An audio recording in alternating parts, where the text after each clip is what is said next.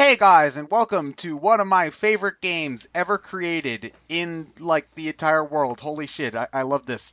This is Paper Mario: The Thousand Year Door for the Nintendo GameCube. Uh, We finally made it. This is actually the one I'm most interested in playing because out of the Paper Mario games, this is the one I hear talked about the most. oh yeah, definitely. Uh, yeah, it's like I've played Super Paper Mario, but that's a completely different kind of game, and I feel like it's unfairly hated because of that. How much of Super did you play?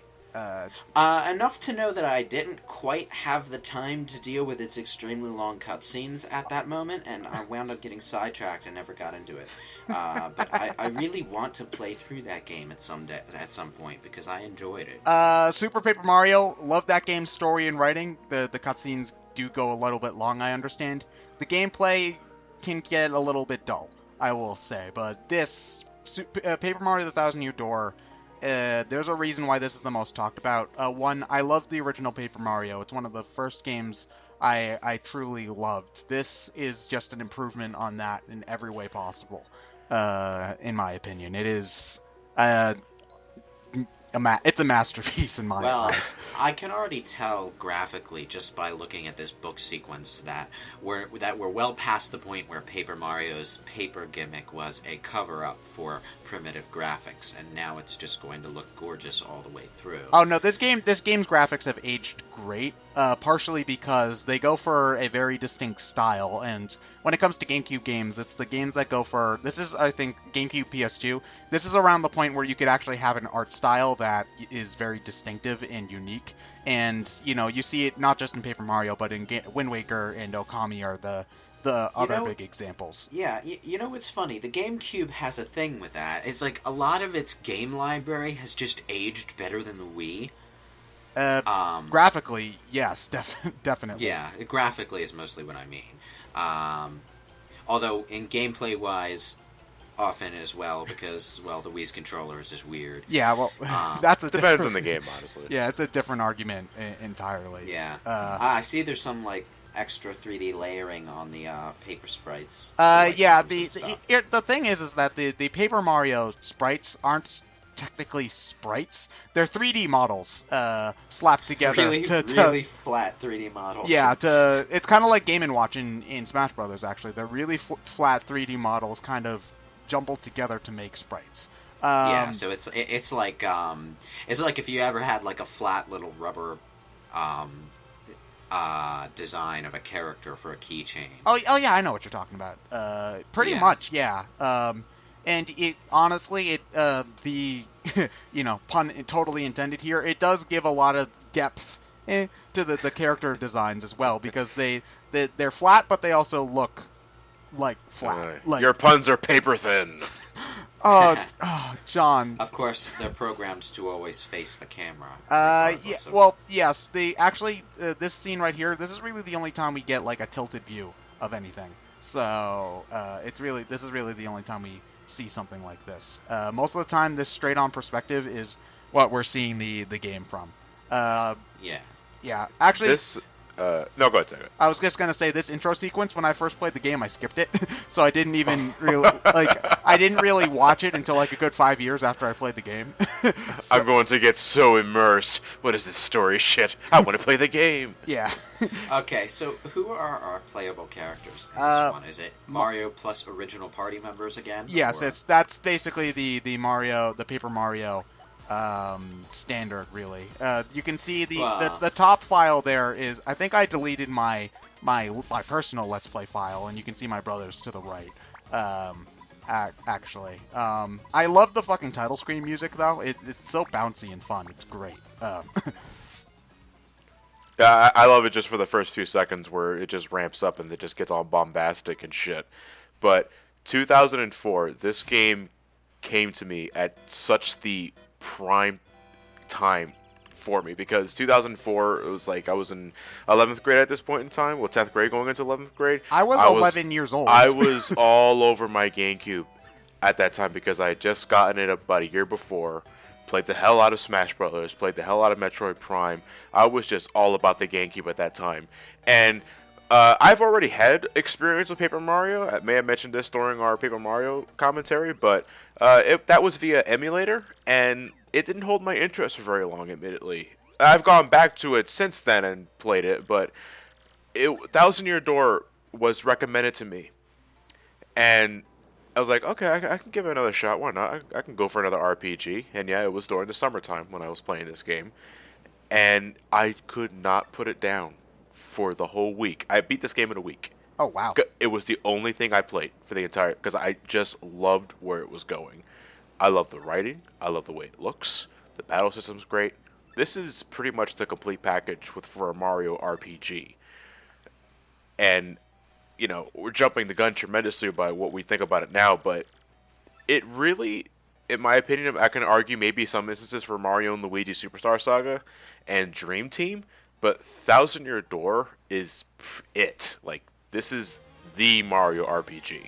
No, there's a reason why it's either this or Superstar Saga seem to be people's favorites. I don't have much of a personal connection with the Mario and Luigi series just because I didn't play that. I played Paper Mario. That's just what I played. I think you're missing out. You really should. I should get around to it. It's just, whenever I try to play Superstar Saga, like, I get through, like, the first hour, and then I have to stop for whatever reason. And I never finish it. But I can play this game all day. It's great fun. It's also, I also think, just in terms of pacing, it's a lot better than the original Paper Mario because there's a lot of cutscenes, like especially if you watch the intro where it's 6 minutes in and we haven't even done anything other than move forward text.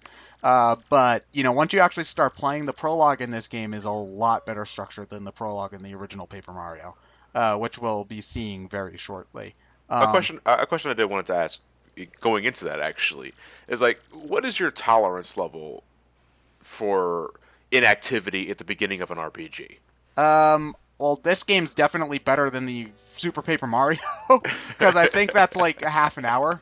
I think before you can play, and if you do the thing where you say no to Merlin at the beginning of that game, and then you get a game over immediately, because you can do that. He's like, "Go save the world, Mario." Nah. You say nah 3 times, you get a game over. You can't save before that point. The Super Bowl is tomorrow.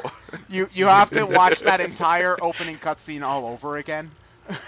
Oh god. Oh man, it really depends in my case how much interactivity is interspersed in the inactivity, because there are some games that do the thing where you have like sections in between cutscenes that are designed to get you acquainted with what you're supposed to be doing in non-combat situations. And then there are games that do the Persona thing, and I really hate this about this series. It kills me to say that because it's one of my favorites. But then you have games like the Persona series where nothing happens for like 2 hours. And you don't even have, like, very many opportunities to save your game in some cases. They actually added a few save game opportunities in Persona 4 Golden because that opening sequence is just obnoxious. But, it's like... And then on the far, far extreme end, you have Xenosaga. Oh god, Xenosaga. Well, one thing I do like about Paper Mario, this guy, Lord Crump, he's awesome. Within the first 10 minutes of Paper Mario, you get your battle tutorial. I think it took like a good 25-30 in Paper Mario 1. So, they definitely get to they get to the action a lot. Paper Mario, the first one, definitely had more of a build up for what is quite essentially a basic Mario plot. Yeah, you walked around Peach's party. You could talk to people if you wanted to. Yeah. And even still, like if you wanted to go straight to Princess Peach, you had to go like 5 flights of stairs. Here you get off the boat, you start fighting someone. So, yeah. I would say, like, to a Mario aficionado, you're already sort of hooked because you're in unfamiliar territory from the get-go. You're not in the Mushroom Kingdom anymore. You're in Rogueport. And just off the bat, you can tell something is very wrong with this place. Oh no, Rogueport's fucked up. Yeah, it's the slums. Like, this place is the pits. Also, another good thing about this game is if you've played the original Paper Mario, you don't have to wait for things like action commands. You don't have to wait to get your hammer. You can just play normally, and you'll basically be fine. Of course, the game does teach you how to do everything, so it's not like you're completely left in the dust if this is your first time playing, but you're not left. You can get playing and feel comfortable right away. One thing I love about this game is that the action commands, they're a lot more responsive than in Paper Mario 1. Like, whenever I go back to play that game, I love that game. It takes me forever to relearn the timing for the jump. I never have that problem when I play Thousand Year Door. I can get back into the groove of it without any problem whatsoever. All Also, right.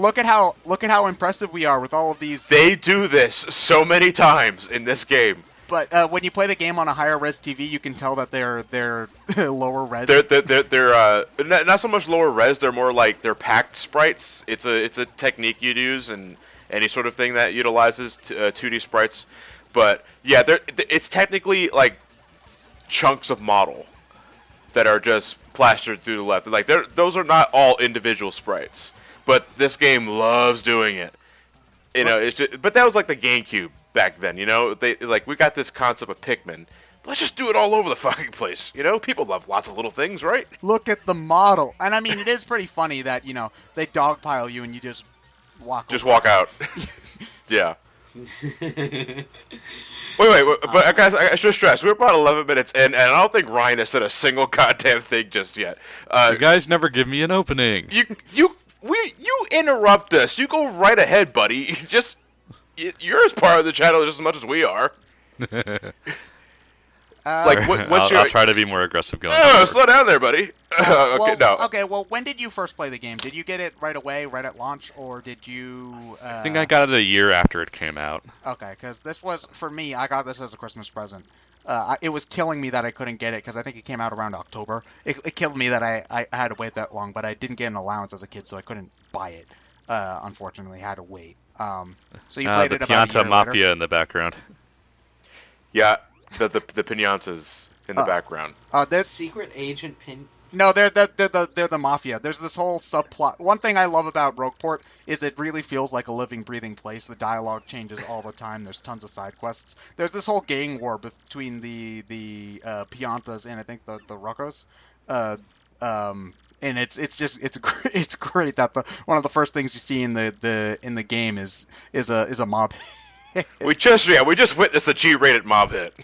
Now that I think about it, during the GameCube era, the Mario games were really trying to push outside of the Mushroom Kingdom. Like you had Luigi in his mansion, you had Sunshine in the Piantas territory. You have this game in Rogueport. And then in the Wii era, everything just went back to the Mushroom Kingdom. because that sold better. Yeah. Like the GameCube was a very experimental time for Nintendo. You saw that in all their franchises, not just Mario. You saw that in Star Fox. You saw that. Yeah, and now with the Wii, ironically, the experimental console, they started playing it really safe with their actual games. Yeah, you see that in New Super Mario Brothers and in all sorts of things. Yeah, even comparing Wind Waker to Twilight Princess. Twilight Princess is a lot more orthodox in terms of Zelda games than Well, that's Wind because Waker was. everybody bitched about Wind Waker until Twilight Princess came. Yeah. So you actually don't know if Princess Peach has been kidnapped. She's just missing. Like, That means he's kidnapped. yeah, you should have just assumed. It's a safe assumption.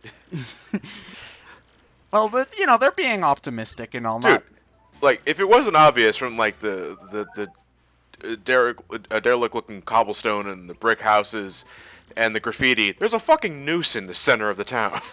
They never actually really, like, the noose is one of the most striking things about Rogueport. They don't really talk about it all that much. I don't know if there's a backstory on it. Like, I'm gonna talk.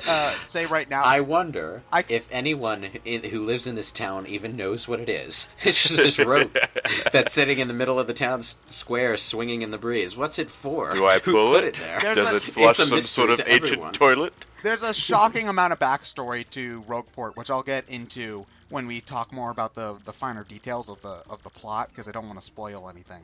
But I don't think the noose is ever addressed directly. I do know that it's just one of the most striking things you see in the town, and it really does kind of set the tone, because Rogueport's a piece of shit, but I love it anyway.